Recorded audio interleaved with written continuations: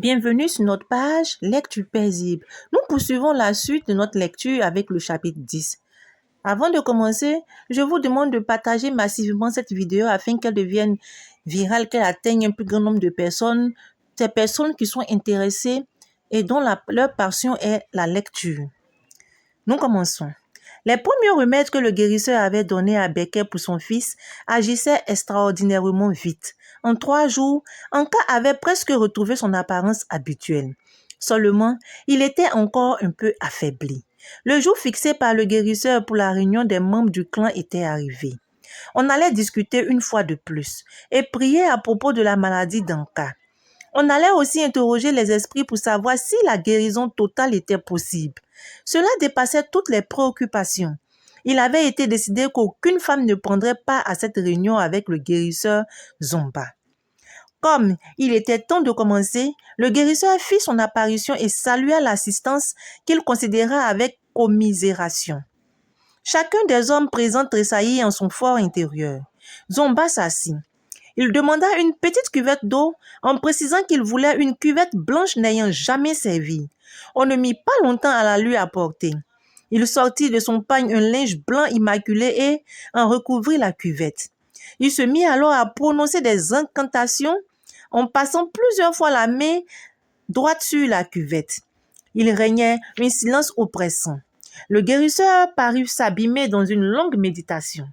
Il en surgit enfin et découvrit la cuvette d'eau en ôtant le linge blanc. « Ah, ah, ah !» s'écria-t-il. « Voilà du bon travail. Pourquoi faites-vous appel au modeste personnage que je suis? Vous avez déjà accompli ce que vous vouliez. C'était donc pour me narguer que vous m'aviez demandé de venir. Oser appeler un guérisseur aux cheveux d'un mort, cela ne s'est jamais vu. » Soudain, pris de soubresaut, l'homme se leva et fonça dans les cocotiers du côté des plantations dans la brousse. Il filait tout droit devant lui. Silencieuse, l'assistante se posait des questions. En moins de 15 minutes, le guérisseur revint, tenant à la bouche une plante inconnue de tous ceux qui étaient présents sous cet apatame. Il se rassit devant la cuvette d'eau, puis il interpella un cousin d'Anka. Le jeune homme faillit en avoir une crise cardiaque. Cet homme ne l'avait jamais vu de sa vie. Comment connaissait-il son nom? Ouais, dit le guérisseur, va donner cette plante à Becker, la mère d'Anka, qu'elle prépare une décoction avec et qu'elle lui en fasse boire 3 fois par jour. Va mon fils, tu es encore jeune et ton cœur est pur. Lorsque le jeune roi quitta la cour où se tenait la réunion, le guérisseur se tourna vers l'assistance et dit: les remèdes que donne un guérisseur peuvent seulement rendre la santé. Ils ne peuvent restituer son âme à qui l'a perdu. Oui, cet enfant est perdu, il parlait d'Anka. Vous avez mangé son âme. À présent, il ne lui reste plus que l'enveloppe charnelle que les yeux des hommes ordinaires voient. Je devrais vous blâmer, mais j'ai plutôt pitié de vous. Pitié car vous avez détruit les jambes qui vous portaient et vous porterez longtemps encore. Vous avez cassé la seule lampe que vous possédiez. Vous avez terni la seule étoile qui rayonnait dans vos cieux. Nous sommes des hommes dans cette assemblée. Il n'y a donc pas lieu de se ménager. Anka va mourir. Oui, il va mourir. Là s'arrêteront ses tourments. Mais vous qui vous aidera à vivre, lorsque vous mourrez, qui vous enterrera? Cette belle maison qui restera inachevée comme tant d'autres demeurera la perpétuelle preuve de votre geste inacceptable. Ce geste qui va vous perdre aussi, car nul enfant d'ici n'osera venir mettre vos villages en valeur. Vos enfants ont peur d'être supprimés, très peur. Vous, peuple du bord de la mer, êtes des gens estimés, admirés en souvenir de ce que vous fûtes par le passé. Mais aujourd'hui, ce qui vous nuit, c'est la sorcellerie, dirigée par n'importe qui vers celui qu'il a choisi pour n'importe quelle raison. Elle détruit et vous retarde tous. Moi, Zomba, c'est-à-dire l'homme sans nom, je vous donne 3 jours encore pour voir ce que j'ai prédit. Au bout de 3 jours, en effet, Anka sera parfaitement remis, apparemment. Cependant, le 4e jour, ce sera la fin. Je pars. L'homme à la tête bicolore renversa la cuvette d'eau et quitta l'assemblée. Il marcha jusqu'à la cour de Becker. Il la trouva assise avec le malade Joseph et Jecker. Il les salua. Puis, prenant les mains d'Anka, il le regarda droit dans les yeux. Anka soutint sans faillir ce regard. Alors l'homme lui dit: Tu es un brave homme, mon fils. Dans 3, 4 jours, tu auras fini de souffrir. Adieu, mon fils. Que Dieu vous garde tous. Anka avait saisi le message contenu dans le regard du guérisseur. Il se remémora la phrase qu'avait prononcée ce dernier. Son cœur chavira en pensant qu'il ne connaîtrait jamais son enfant et que Jackie porterait bientôt son deuil. Il n'osait même pas penser à Becker. Anka se ressaisit. Il n'allait tout de même pas pleurer. Il était un héros, comme l'avait dit Rebecca un jour. Il avait choisi de s'immoler pour la cause. Il ne pouvait pas pleurer. Personne n'avait fait de compte rendu à Becker à propos de la réunion avec le guérisseur Zomba. Mais elle n'en avait qu'une. Son fils se remettait, voilà l'essentiel. Du moins, voulait-elle s'en persuader. L'épouse d'Anka observait Becker à la dérobée. Elle s'était rendue compte que Becker était en réalité une de ces femmes que l'émotion n'ébranle guère. Malgré elle, Jackie reprenait aussi espoir. Tout le village avait poussé un ouf de soulagement depuis que le jeune fonctionnaire semblait guéri. Ce qui intriguait Jackie, c'était l'attitude bizarre de sa belle-mère. Dès que son fils tombait malade, elle n'était plus la douce mère toujours prête à pleurer. Ce matin, comme tous les matins dès que 5 heures sonnaient au clocher de l'église Ariste, Becker se leva. Jackie suivit aussitôt l'exemple. Malgré l'insistance de Becker, la jeune femme refusait de demeurer inactive. En dépit de son état de grossesse avancé, Jackie allait puiser de l'eau. Ensuite, elle installait la pierre à lavement pour écraser les remèdes de son mari. Sa belle-mère à compte-cœur lui apportait les plantes médicinales et les grains de poivre purs. Pendant ce temps, Becker allumait un immense feu de bois pour faire bouillir l'eau destinée aux soins d'Anka après avoir nettoyé la cuisine. Elle continuait à balayer la cour en chantant les hymnes religieux. Becker commença sa provision quotidienne d'eau. Jamais sa cuvette ne lui avait paru aussi légère et ses pieds aussi agiles. Elle était comme droguée depuis quelques jours. Anka se promenait avec Joseph Thèves dans le village, mais le pressentiment qu'un malheur allait s'abattre sur sa maison ne quittait pas Becker. Elle avait l'intuition que la guérison de son fils n'était qu'apparence. Quand les sorciers avaient posé leur mauvais œil sur quelqu'un, il lui était difficile, voire impossible de leur échapper. Perdre un fils de l'âge d'Anka, c'était presque mourir soi-même. Des années de privation, d'inquiétude, d'incertitude pour rien.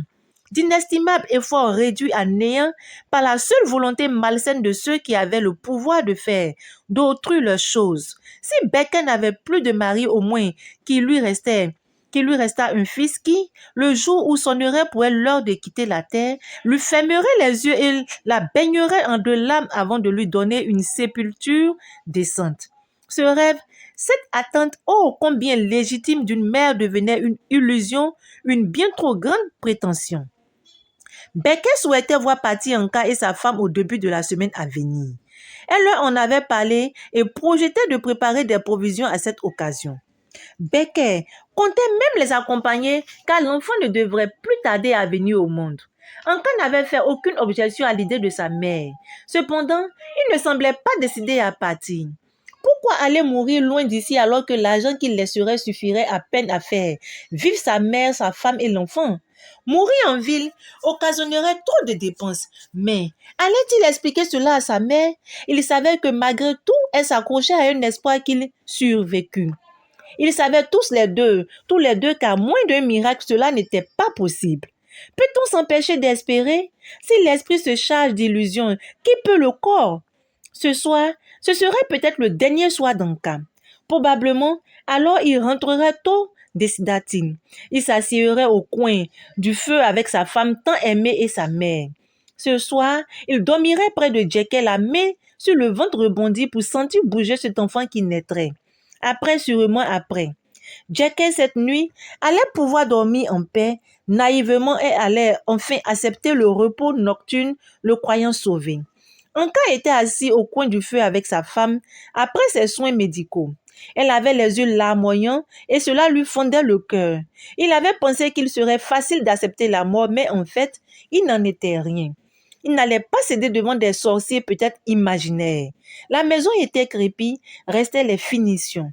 Jackie, ma femme, as-tu commencé à arranger nos affaires? Pourquoi? Demanda-t-elle boudeuse. Tu ne veux donc plus rentrer à la maison? Tu n'as rien ici pour ton accouchement.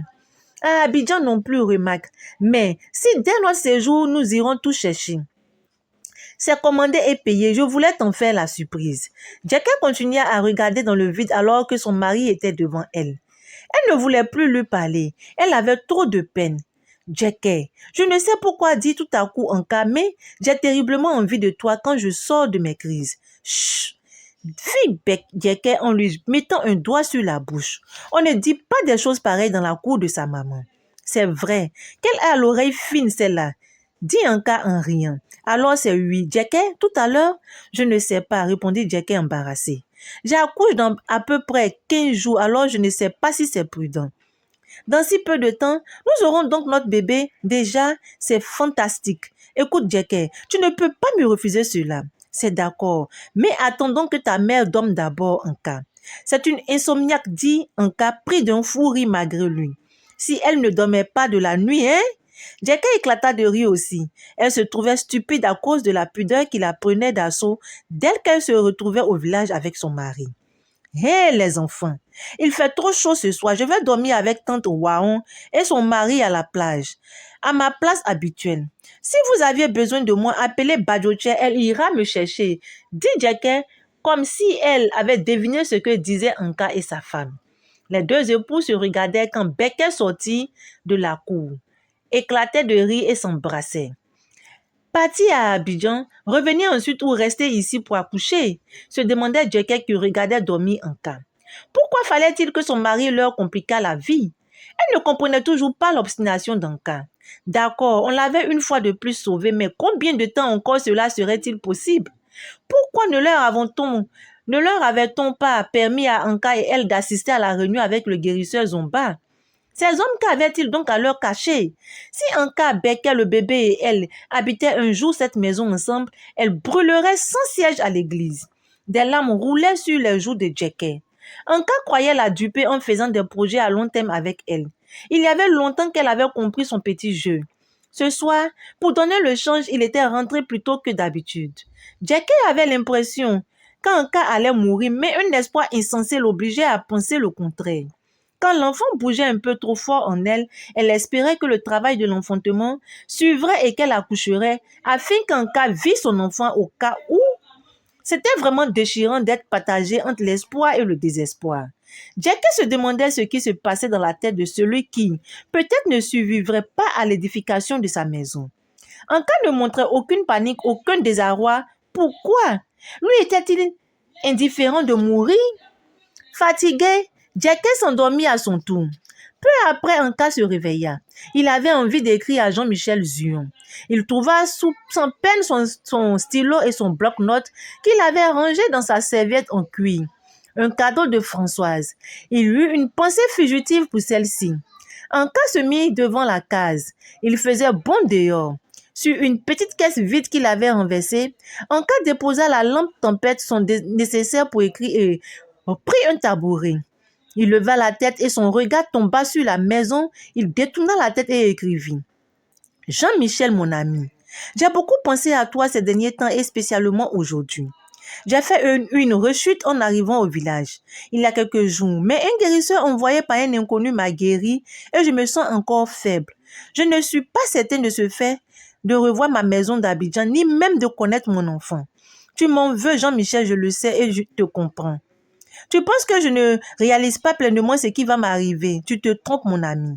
Je sais que je suis pris dans un engrenage et que tout est irréversible. Je sais également que je vais mourir et cela me fait mal. C'est justement parce qu'il m'est douloureux de perdre la vie que mon œuvre est utile. Au début, je ne savais pas si je voulais réellement donner ma vie pour les autres. Depuis ma première maladie, tout s'est éclairci. J'ai su que j'étais partie pour m'offrir un sacrifice. C'est pour cela que je n'ai pas fait marche arrière après la mise en garde des guérisseurs de Topoadia. Et si ma mort finalement ne servait à rien, m'as-tu maintes fois demandé? Il y a en effet ce risque, mais je veux bien le prendre. Ma mort servira à quelque chose, j'en suis convaincue. Il faut que les jeunes et les moins jeunes puissent sans crainte venir au village, construire la maison qui leur plaît, venir entreprendre 1000 choses parmi les leurs. La région dont je suis issue est pleine d'avenir, même si, à première vue, il n'y paraît pas. Certains diront de moi que je suis un illuminé ou même un simple kamikaze. Laissez dire car cela n'a aucune espèce d'importance. Jean-Michel, je ne suis qu'un être de chair et de sang, pas un Dieu. Je souffre de devoir abandonner ma mère, ma femme, mes amis. Oui, j'en souffre. Cependant, il me faut mourir.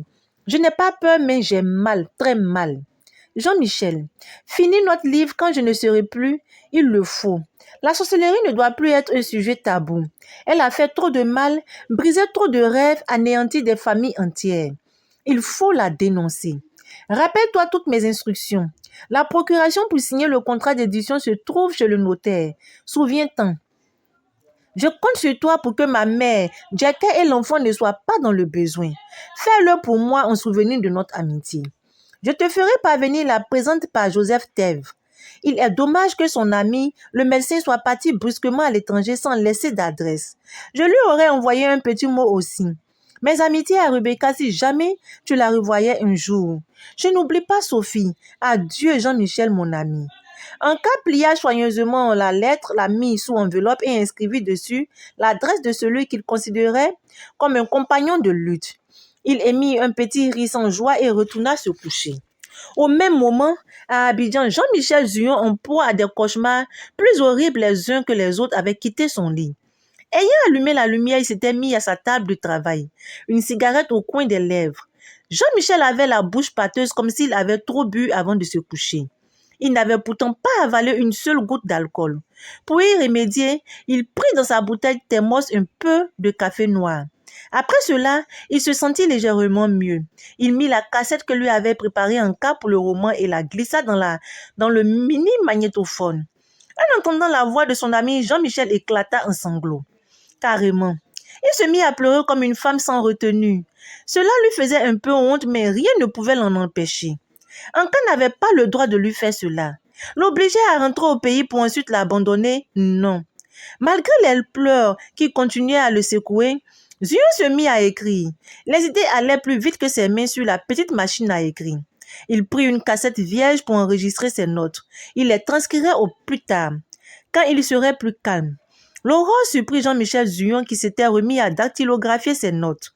Le livre prenait forme. Il ne lui manquait que les derniers moments éventuellement d'un cas pour être complet. Zuyon se disait que peut-être après tout cela, il reprendrait la route de l'exil. Une fois de plus, chassé par les méfaits de la sorcellerie. La fuite en avant était-elle la bonne solution, la seule solution? Il n'en savait rien, mais son instinct lui disait « Fuis, sauve-toi, Jean-Michel Zuyon, sauve-toi ». Rester indéfiniment dans le pays d'autrui, s'il le pouvait, Anka n'aurait pas pu le persuader de revenir au bercail. Ne pas partir s'exposer à tout moment à la vindicte des sorciers, en aurait-il le cœur? Il aurait aimé avoir le courage d'Anka, seulement il n'était pas fait comme lui. Il n'était pas un héros, mais un simple mortel avec ses besoins simples, ses humbles projets. Jean-Michel Zuyon réalisa soudain le vide de son existence. Il n'avait ni femme, ni enfant. Il s'était jusque-là contenté d'amour passager, ne voyant pas la nécessité de se fixer quelque part. Et s'il mourait, tout cet argent qu'il gagnait et n'arrivait pas à dépenser, à qui reviendra-t-il? Bonne question. Et c'est sur cette question que nous finissons la première partie du chapitre 10. Je vous dis à très bientôt.